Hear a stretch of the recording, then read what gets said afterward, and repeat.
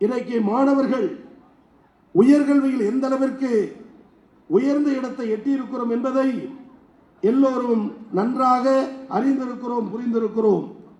அந்த வகையில்தான் மாணவர் சேர்க்கையில் தமிழகத்தில் எத்தனை ஆண்டுகள் இல்லாத ஒரு சாதனையை முறியடித்திருக்கிற துறை நம்முடைய உயர்கல்வித்துறை என்பது நம்முடைய கல்வித்துறைக்கு கிடைத்திட்ட பெருமை. இங்கே இணை இயக்குனர் பேசும்போது, கல்லூரியுடைய ஆணையர் பேசும்போது சொன்னார், இன்றைக்கு 34 கலை அறிவியல் கல்லூரிகள், குறிப்பாக இந்த எளியவன் பொறுப்பேற்ற பிறகு 16 கல்லூரிகள் என்று சொன்னால் உயர்கல்விக்கு தேவையான அனைத்து உதவியையும் செய்கிற முதலமைச்சர் நம்முடைய முதலமைச்சர் அவர்கள். கல்வி பயிலுவதோடு மட்டுமல்ல, அவர்கள் திறன் மிக்கவர்களாக கல்லூரிக்கு சென்றோம், பட்டம் படித்தோம், வெளியில் சென்றோம் என்ற எண்ணம் இருக்கக்கூடாது.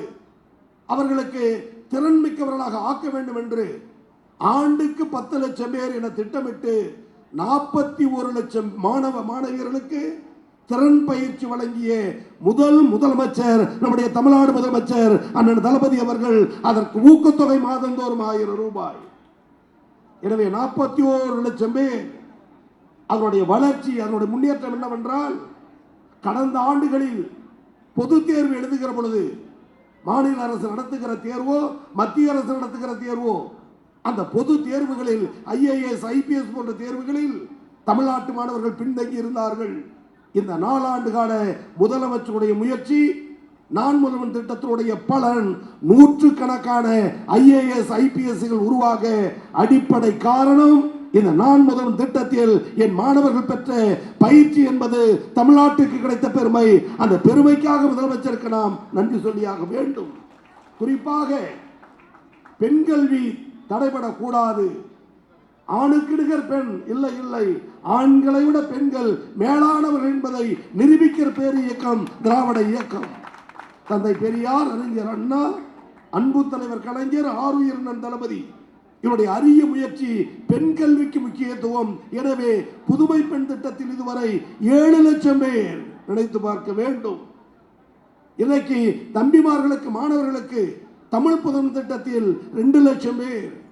இப்பேற்பட்ட உயர்ந்த இடத்தில் இந்த உயர்கல்வியை எடுத்து செல்கிற காரணத்தால் தான் இன்னைக்கு உயர்நிலையை நாம் எட்டி இருக்கிறோம்.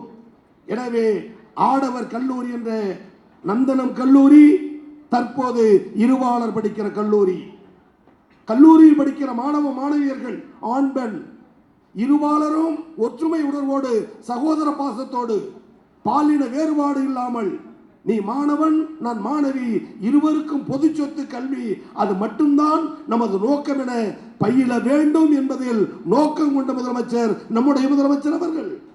எனவே இந்தியாவில் எந்த மாநிலத்திலும் இல்லாத பாலின விழிப்புணர்வு கருத்தரங்கு மற்றும் அது தொடர்பான விழிப்புணர்வையும் உருவாக்குகிற முதல்வர் நம்முடைய முதல்வர் நமது கல்லூரியில் இன்னைக்கு தொடங்க வைத்திருக்கிறார். ஒரு பருவத்திற்கு 2-3 முறை இந்த கூட்டம் கூடும். கருத்துக்களை விவாதிப்பார்கள். வேறுபாடு இல்லாமல் நடந்து கொள்ள வேண்டும், ஒற்றுமை உணர்வோடு நடந்து கொள்ள வேண்டும். ஆண் வேறு பெண் வேறு என்ற நிலை இல்லாமல் எல்லோரும் மனித நேயம் படைத்தவர் என்பதை நிலைநிறுத்துவதற்கு உருவாக்கப்பட்ட குழு இந்த பாலின வேறுபாடற்ற களைவதற்கான விழிப்புணர்வு குழு. அந்த வகையில் இந்த குழுவில் பணியாற்றுகிற குழுவின் தலைவர், குழு உறுப்பினர்கள், பேராசிரியர் பெருமக்கள், ஒத்துழைப்பு எழுகிற மாணவ மாணவர்களுக்கு துவக்க விழா தினத்தில் வாழ்த்துகளையும் பாராட்டுகளையும் தெரிவித்து, இதற்கு பிதாமகனாக இருக்கிற முதலமைச்சருக்கும் துணை முதலமைச்சருக்கும் நம்முடைய அழைப்பு ஏற்று வருகை தந்து இந்த மண்ணுக்கும் கல்லூரிக்கும் துறைக்கும் பெருமை சேர்த்திருக்கிற மாண்புமிகு அமைச்சர் அண்ணன் மாசு அவர்களுக்கும் பலத்த கரவொலி எழுப்பி அரங்கத்தில் நன்றி சொல்வோம் என்று துவக்கி வைத்த உரையை நிறைவு செய்கிறேன். நன்றி, வணக்கம்.